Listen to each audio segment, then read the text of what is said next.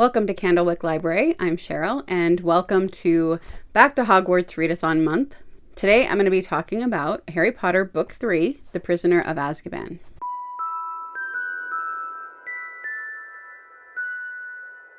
Last year, I posted my videos about the Philosopher's Stone and Chamber of Secrets, and I said that I would have the other books videos up soon, and that just didn't happen. So I am sorry for anyone who was waiting for them, but I decided that I would do books 3, 4, and 5 because those are ones I have done the curriculum for my daughter. What I'm usually doing when I have made these videos is not only reviewing it with my ideas of the book, but also talking about a lot of the information that I have learned from books and House of Humane letters and the things that I have gathered together for the curriculum that I've been writing for my daughter. So I have done all the way through book 5 now, and so I'm going to do this month videos for book 3, book 4, and book 5, and then I will plan on next September having the videos for book 6 and 7. I'm sorry to make anybody who is enjoying the videos and wants to watch them all at once wait that long, but that kind of makes it fun for me because then I can make sure I have all of the information I want to share.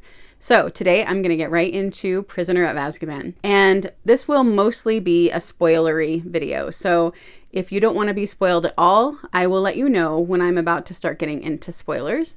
But first, I'm going to talk a little bit about my feelings of this book and then a few general things about it. It's said in a lot of books and a lot of information that introverts and extroverts tend to have different Harry Potter books that are their favorite. And that extroverts tend to have Chamber of Secrets and Goblet of Fire as their favorite book. And then introverts tend to have Prisoner of Azkaban and Order of the Phoenix as their favorite books. Now, when I read an article about that, Half-Blood Prince and Deathly Hallows were not out yet. And so they weren't included in the study. But if you go just off the 4 that they had talked about, that is very true for me because out of the first 5 books, Prisoner of Azkaban and Order of the Phoenix would be my 2 favorite, and I am an introvert. So I would love to know in the comments if you are an extrovert or an introvert and which book is your favorite, especially of those first 5, to see if this really does add up or not. The reason they give for this is that books 2 and 4 tend to be more exterior or social novels, and that books 3 and 5 are more interior or psychological novels. And so that speaks to those parts of ourselves. In the videos from last year, I talked about how Harry Potter allows us to read new books in an old way, seeing symbolism in all of the different layers of Harry Potter. So this is a reminder this year, as I'm going onto these videos again, to try to tap into that when you're reading through these books. So I will give a non-spoiler review of this book first. Prisoner of Azkaban tends to be, to me, such a favorite book because there is so much tension and then there are twists and surprises, all things which I like. I also really like the introduction of the characters and the more information we get. I love the story of the Marauders and the idea behind that friendship. And I love Remus Lupin. So the fact that he is showing up in this book is something that I think adds so much to the story. And for some reason, he is just a character that I am really drawn to. So there's a lot of things I love about it, but those tend to be a few of the things I think that probably put it over the top for me. And then there is just this unexplainable draw, I think. There's just something about it that when I was reading it, I enjoyed it so much more than the first 2. Maybe it's because it starts to get a little bit deeper. As the story does feel like it's getting more and more complicated, that maybe this feels like it's starting to go that direction. I talked before about how the books are written in a ring cycle, and each book matches up with another book, with book 4 being the hinge point. So I will talk about that in the next video. But that means that book 3 really is leading into that hinge point. So I think that that is something that really can be felt, that we're getting close to that pivotal moment that is going to turn the tide of the books. It's going to get us into the second half of that circle of the story. So book 3 would match up with book 5. As you're reading book 3, if you've read book 5 before, start to pay attention to the things that show up in both books and maybe don't show up in other books. If you haven't read them before, when you get to book 5, think back to this book and see what things matched up and what things might be connected. If you are enjoying books 1 and 2, I think you're going to really enjoy book 3. And if you don't love it as much, and you're an extrovert, just keep in mind that the next one you might love even more. All right, so now I'm going to get into more of an open discussion about some of the themes and things from this book, not worrying about spoilers. So if you don't want to be spoiling anything, I don't know exactly what I'm going to spoil, but I don't want to mess up anybody's reading of these books if it's your first time. So you might want to jump off now if you haven't ever read them, or especially if you haven't seen the movies and haven't read them and you don't want to be spoiled. There is a heavy theme of transfiguration in this book, of one thing turning into another. So think boggarts, think animagus. So we've got the boggarts that turn into your greatest fear. We learn about animagus. You can correct me if I'm saying that wrong. I am really bad with some pronunciation because I remember things that I've read so much better than what I've heard. But we have that where people can transfigure themselves into an animal. And then, of course, we have Lupin's transformation. So that is a huge theme in the book. One thing that is interesting to know is Dumbledore was transfiguration professor. I believe this is the book where we found that out, but I could be wrong on that. But he was transfiguration professor long before he was headmaster. When the book starts out, we see Harry just wanting to do his homework, which is so funny because, you know, so many kids, they don't want to do their homework, but that's all he wants to do. And here it is his family that is keeping him from doing it. Their fear of magic keeps them from wanting him to have anything to do with it. They've locked away the school books, making it impossible for him to do the work he needs to do. So we see the Dursleys' fear of magic, but that they're not very good at recognizing it. Many people in the real world are the same way. They refuse to read Harry Potter and even speak out against it because they think that the magic in the books is the same magic that's prohibited in the Bible, and also think that even if it was, that meant we shouldn't read about it even. And this is something that was made in a connection in a few of the books I read and on the House of Humane Letters class, where Ron calls the Dursleys on the phone not knowing how to use it, and Arthur defines a gun as a metal wand that shoots stuff. Hermione takes Muggle studies, even though she grew up in a Muggle family, because she finds it so fascinating to see how witches and wizards see Muggles. And Muggles have cars, the underground, guns, telephones, etc., all the things wizards don't understand. In our world, magic tends to be looked at as an evil that is added to the world, that magicians and witches aren't people who live apart and practice magic, but that they are humans who live in our world and have added magic to it. Seeing how the Dursleys are afraid of magic but don't necessarily understand it when they see it, and seeing how the wizards and witches look at the Muggle inventions, shows us that this is a fictional world, that this is a symbolic world, like Narnia, because the magic folk, the magic people, are separated from the non-magic people, almost like an entirely different race or species. She also is showing us the difference between magic and technology. In her book, magic is real and technology is what the Muggles use to make up for not having magic. This also shows that magic is part of their world, not something that was invented to counter God. And hopefully that makes sense. So technology in this world actually fits that description more than the magic does. C.S. Lewis and Tolkien did this in their writing as well. In The Lord of the Rings, Gandalf is a wizard. Magic in fairy stories is very symbolic, and it is symbolic of the fact that we do live in a supernatural world. If you are a Christian, you believe we live in a supernatural world. A minute ago, I said that technology could be seen more as that kind of magic. For example, what kind of technology do we use to have power over nature and men? One example of that could be AI. We learned in Chamber of Secrets that we shouldn't trust or talk to something unless we know who we are talking to and can see where it keeps its brain. And we don't follow that advice very well, I don't think, with AI. In the novel Gulliver's Travels by Jonathan Swift, he says that if the government can get control of the technology, then they will use it to oppress and control. And I think we see that in our world today. When the internet was invented, we looked at it as something that was going to solve all of our problems. And so much good has come from the internet, including us being able to share and talk on YouTube. However, there are so many things that also have, in turn, started to control us a little bit, and things that oppress us. So we can see Tolkien's point when he said that technology was the real evil, not magic. Now, I don't think that all technology is evil. So let me put that out there right away. I don't think all technology is evil.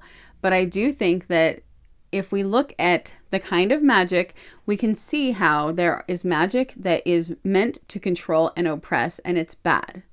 And then there is magic that is just, it's part of the world.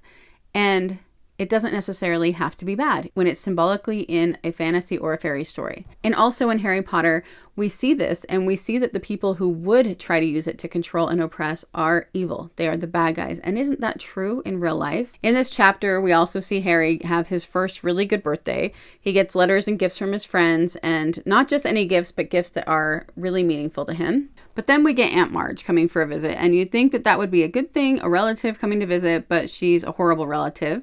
We learn that the Dursleys have a cover-up story for who Harry is and where he goes to school. He's going to St. Brutus's Secure Center for Incurably Criminal Boys. They have seen magic with their own eyes, and they know that Harry is not evil, but they tell themselves stories about him being evil because they don't want to believe it. Still reject it because it goes against their idea of a perfect world.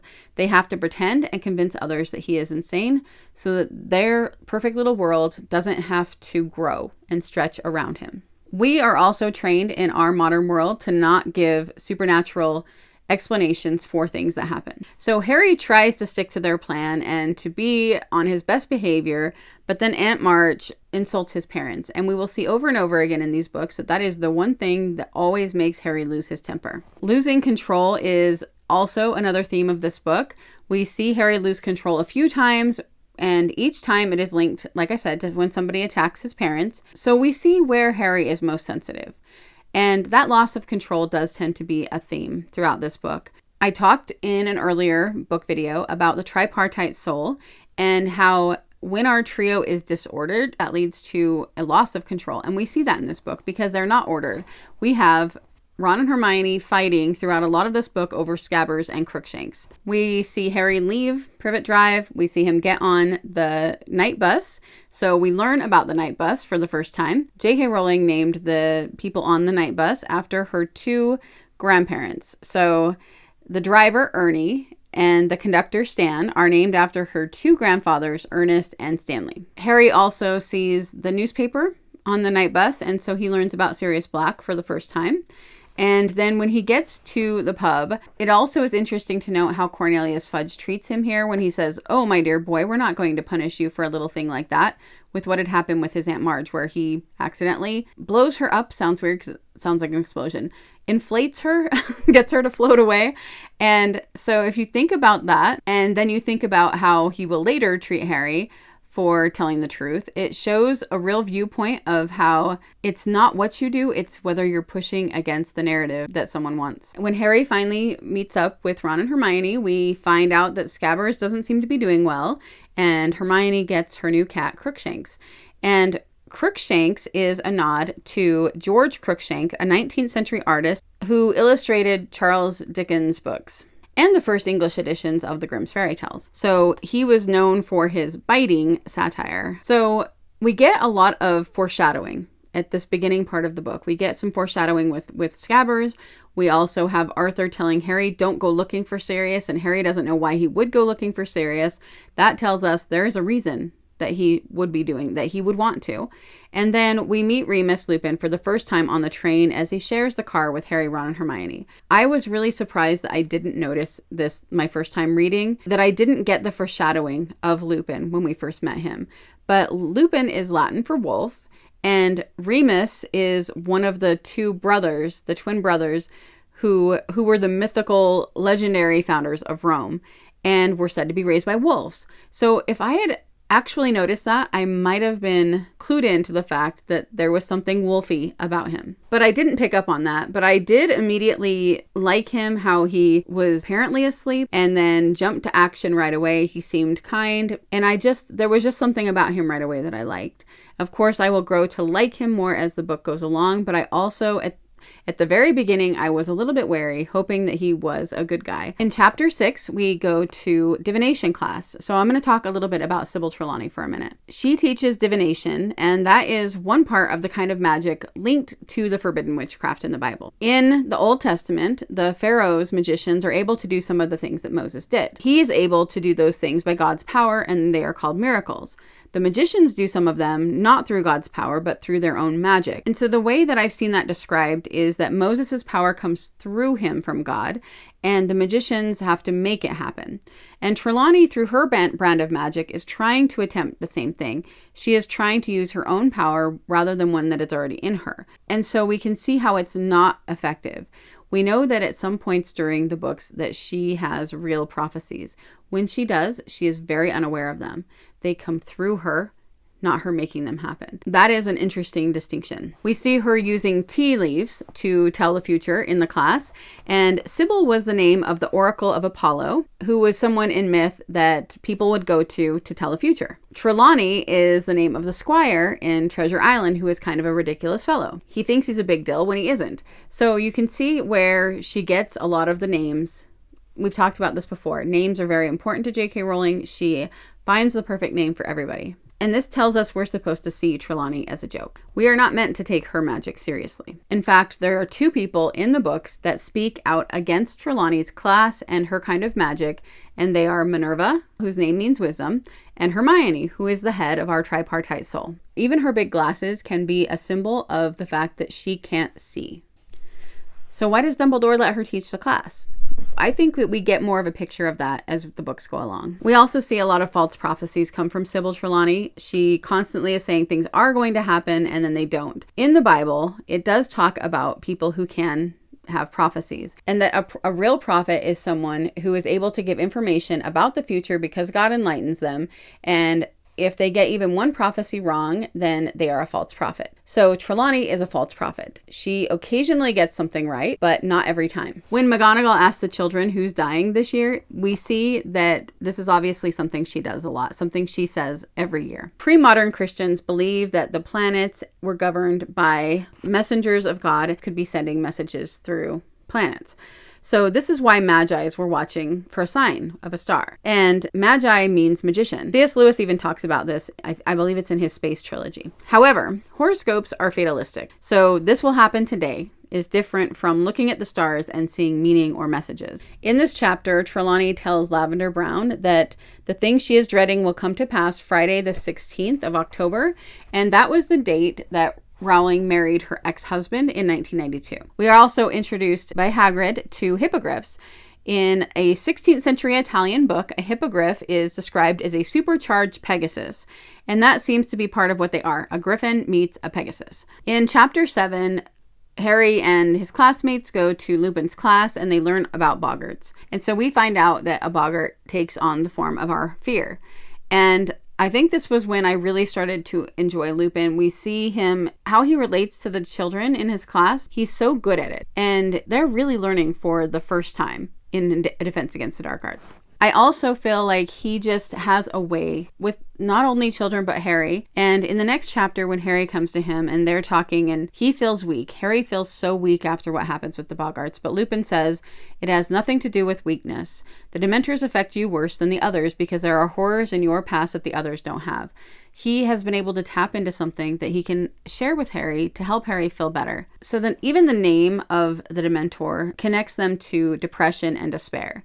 So the DE is Latin for from or out of. And ment, M-E-N-T, comes from the Latin word mens, meaning mind. So the Dementors are literally the demonic drive you out of your minders. That is from Looking for God in Harry Potter. There's also some vampire imagery, and from the first book, I talked about how vampires are historically Antichrist images. So the vampire wants to kill you so that it may live, and it lives forever, but not an immortal life, but an immortal death. And so we see that symbology and those images in the Dementor. And in Voldemort himself, which makes sense of why they would tend to be something that we look at very similar to him. Another spell to break down is the Expecto Patronum.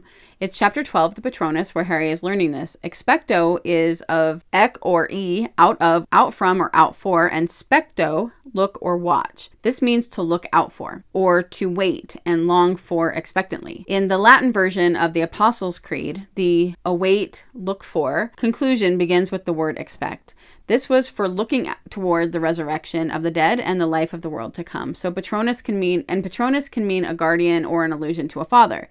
So Expecto Patronum means, I look out for this guardian, I expect a guardian. And it's interesting how this was explained to Harry too, where So many times people will just say to you when you're, just when somebody is sad, just think happy thoughts, just be happy, just make it happen. It's not as easy as it sounds. And Harry learns that he has to tap into the happy memory. But even then, he has to really believe in that guardian that will show up in order for it to work. The happy thoughts themselves are not enough. And this is a very Christian symbol. I'm going to skip ahead a little bit to chapter 18, Moony, Wormtail, Padfoot, and Prongs. In this chapter, Lupin and Sirius are trying to convince them that Scabbers is Peter. They do so by telling them about Lupin's real identity as a werewolf and how his best friends became animagi to help him. One thing that I thought was funny that was brought up in a lot of the things I've read about this is that while people were so worried that Rowling was teaching kids magic, she was actually teaching them Latin.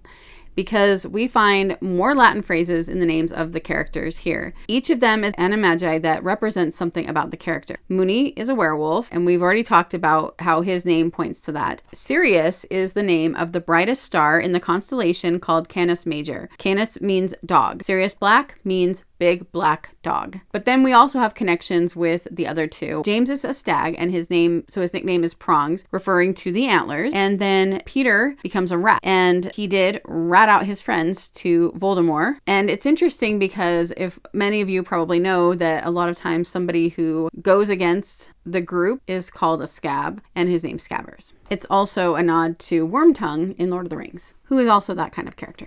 In chapter 19, we get an extremely important scene. Harry stands up to Snape, but Snape gets knocked out. But Harry also is full of rage, but he doesn't let it overcome him. And he has lost control a lot, but this time he doesn't. He is not disordered now. He listens. So if you remember that he is the chest in our trio, here he is living up to that. When they are trying to kill Peter Pettigrew, Ron doesn't try to stop them, and he's the belly, and that can be known for vengeance. Hermione, the head, even turns around, but mercy comes from the chest, and Harry is showing mercy. In chapter 20, we find out that we're finally going to be able to prove that Sirius is innocent. The Dementors will have the right man. Harry will be able to live with his godfather. So many good things. But then the moon comes out and everything is turned upside down and goes crazy. Lupin changes, Peter gets away, and now Harry and Sirius have the Dementors closing in on them. But what happens when the Dementors are closing in on them? Harry sees a light and an animal in its midst. It is as bright as a unicorn. That wording is on purpose. If you think about the fact that a Patronus is looking forward to a guardian and that a unicorn is a medieval symbol for Christ, there's some more of her symbology right there. In chapter 21, we finally find out how Hermione has been getting to her classes all year. The secret that Ron has brought up many times, that they're wondering how is she going to all these classes. We also find that even though they were saved from the Dementors, Sirius is imprisoned, and as they try to convince Cornelius Fudge that he is innocent, no one is going to listen to them. They are being dismissed. Dumbledore is able to use a few words to convey to Hermione what they should do. So they need to save Buckbeak. So remember that Buckbeak is also a creature that has been used symbolically for a Christ figure. And when they go back in time to save him, they go back 3 hours. Buckbeak was then therefore dead for 3 hours. This is something that is brought up in these stories a lot when someone is unconscious or dead, that it is a 3. Just like Christ was dead for 3 days. As Harry goes to try to see his dad, who he believes is going to be his dad, he sees himself and understands what happened. And so he is able to do the Patronus spell and know that it will work. We also notice that he was not able to do a Patronus spell until he was ordered again, after he showed mercy. So they can then save Sirius using Buckbeak, and we learn that Sirius is in Professor Flitwick's office on the 7th floor, and it is the 13th window from the right. So again, that is the number I talked about in the first book, the alchemical number of 713. The book started out with a chapter called Owlpost, and chapter 22, Owlpost again, makes that phrase the bookends for this novel. Ron wakes up, finds out everything that has happened. Snape is enraged that Sirius has escaped, and Harry, as usual, has a talk with Dumbledore. A lot of times when Harry has been compared to his dad, it's been in the negative way from Snape or from the Dursleys. But in this last couple of chapters, we see him being compared to his dad for things besides his looks or his negative traits. Dumbledore tells him, "I knew your father well, both at Hogwarts and later. He would have saved Pettigrew too, I'm sure of it." He was telling Harry that his father was also merciful. I'm not going to say too much about this if there's anybody watching this that hasn't read later books, but we do learn that there are some things about his dad that make that hard to believe. But we also know, based on other things, that his father must have a time in his life where he changes for the better. And so we are seeing from this one quote that whoever Harry's dad was at any point in his life, he obviously ended up being someone who was merciful. And Harry has got that from him and from his mom. I've talked about how the obstacles at the end of book 1 match up with the other books. So in the Philosopher's Stone, the third obstacle is the flying keys. And there is a lot of flying in this book. It is the only book that features the entire Quidditch Cup game and season. He had to fly up to catch the key, which is something he was able to do because of how good he is at catching the snitch. We see that talent again in this book. The key was hiding in plain sight, just like Peter Pettigrew. And when Harry catches the key, he uses it to open the door, but then he lets it go, just like he let Peter go. Also, I talked about the books matching up with the different stages of alchemy. And so step 3 of alchemy is separation. The pure essence is extracted from the rest of the mixture. The spiritual meaning of this was that you were learning to separate from your emotional trigger responses and to overcome them. Harry overcomes his rage to show mercy. And he also overcomes the Dementors, who represented his biggest fear. The third part of alchemy is often associated with air. And again, that goes with the flying and the Dementors floating and gliding like air and the flying of the book. The way a Quidditch match is ruined is often entwined with the theme of the book. And in this book, we saw the match ended by the Dementors. I've touched before on how good Rowling is at the misdirect, and this was the best one so far. First, that Peter Pettigrew is alive and Ron's pet, that Crookshanks is smart and working with Sirius is innocent, and when Lupin first hugged Sirius, in that moment, the first time you read this book, I think most of us thought, oh no, we were wrong about him. He's bad. It is a huge misdirect. We also go through the entire hero's journey again with this book. He starts at Privet Drive, escapes on the night bus. Sirius Black and his escape are the mystery. Ron is taken, creating a crisis. They go down under the willow into the path underground, the Shrieking Shack. He fights the Dementors. The Christ symbol is the Stag Patronus, which protects Harry and Sirius from the Dementors. And they are both unconscious at the end of the chapter, which is a symbol of figurative death. The Hippogriff is returned to life, and Sirius Black is returned from captivity on it. This also could be a Christ symbol. The Revelation is about Scabbers and Sirius, and then he finishes at platform 9 3/4. So if I'm accomplishing one thing with these videos, I hope it is to show you how well J.K. Rowling has woven this whole story together, how many deep layers and themes there are to it, and how it's so much more than just a surface level, simple children's book. I would love to know what your thoughts on Prisoner of Azkaban are, if you have favorite characters, favorite parts of this book, and again, answer if you're an introvert or an extrovert and which book is your favorite.